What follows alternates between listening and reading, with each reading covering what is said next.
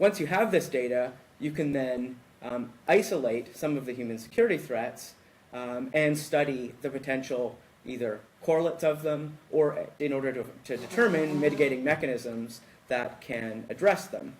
And so this is a study that took out some violent outcomes and looked at different models of what might lead to those different violent outcomes. So taking the violent human security threat, isolating it, and looking at different models to explain what's causing that violence.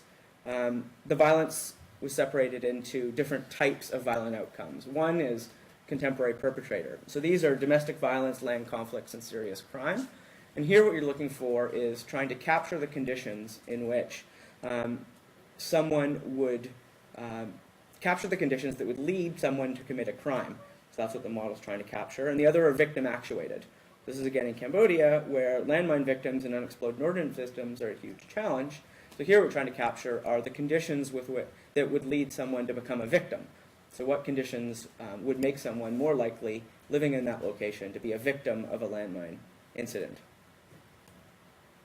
And I'll just go quickly into one of the models, which is the war legacies. This is what is the impact of conflict on that violent outcome. And here we look at two indicators, contaminated area and the extent of the US bombing during the war period.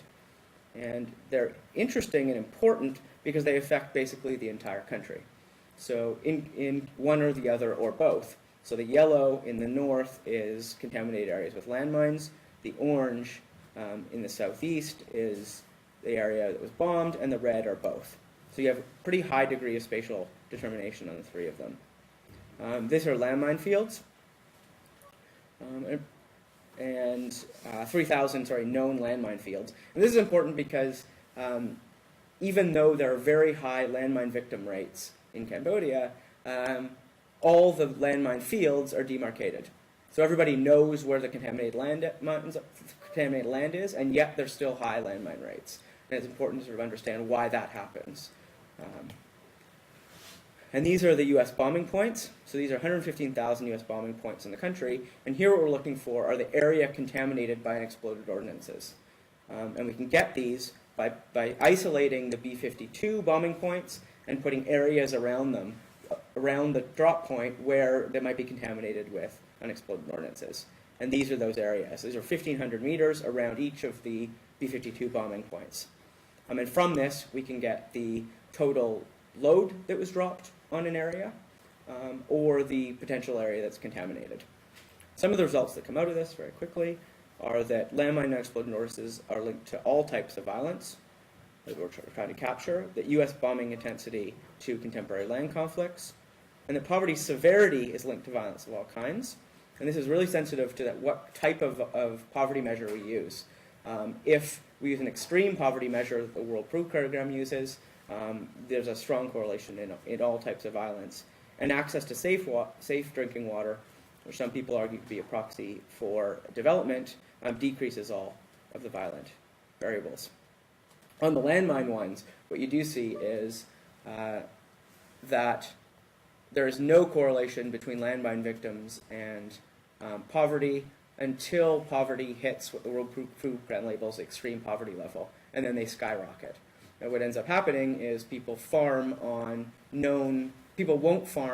known mined land until the poverty level hits a certain level, and then they do, and then the landmine victims skyrocket.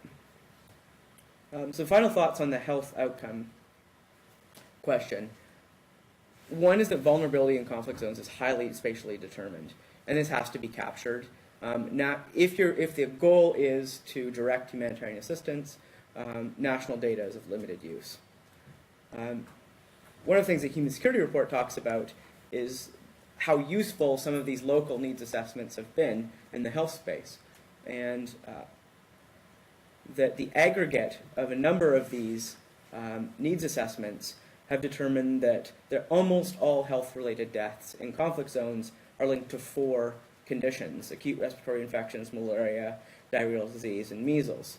And this goes against a lot of the literature which argued that it was malaria, TB, dengue fever outside of conflict zones.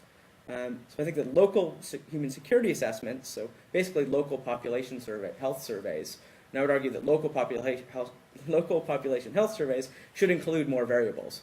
They're already being done in conflict zones, but they're largely focused on health outcomes, and I think it could be broader and could be effective entryway into getting local data in conflict zones.